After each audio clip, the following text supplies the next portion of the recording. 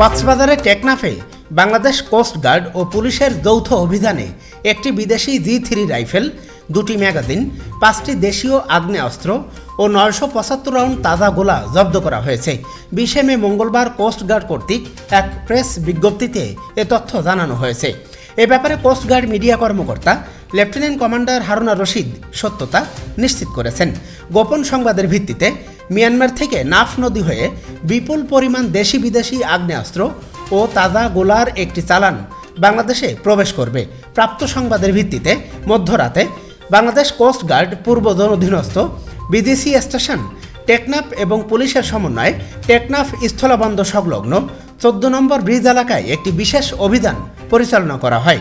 অভিযান চলাকালীন সময় 4 জন ব্যক্তিকে কয়েকটি বস্তা সহ টেকনাফ স্থলবন্দরের বিপরীতে পাহাড়ে উঠতে দেখা দেয়। এ সময় আভিযানিক দল উক্ত ব্যক্তিদের থামার সংকেত প্রদান করলে তারা দৌড়ে পাহাড়ের গহীনে পালানোর চেষ্টা করে। যৌথ বাহিনী তাদের ধাওয়া করে থামানোর উদ্দেশ্যে 7 রাউন্ড ফাঁকা গোলা ফায়ার করলে তারা অস্ত্র ও গোলাবারুদের 2টি বস্তা রেখে পাহাড়ে পালিয়ে যায়।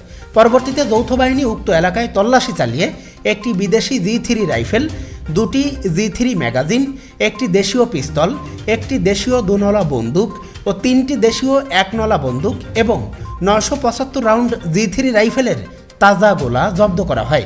অভিযান চলাকালীন সময়ে অস্ত্র পাচারকারীরা পালিয়ে যাওয়ায় কাউকে আটক করা সম্ভব হয়নি।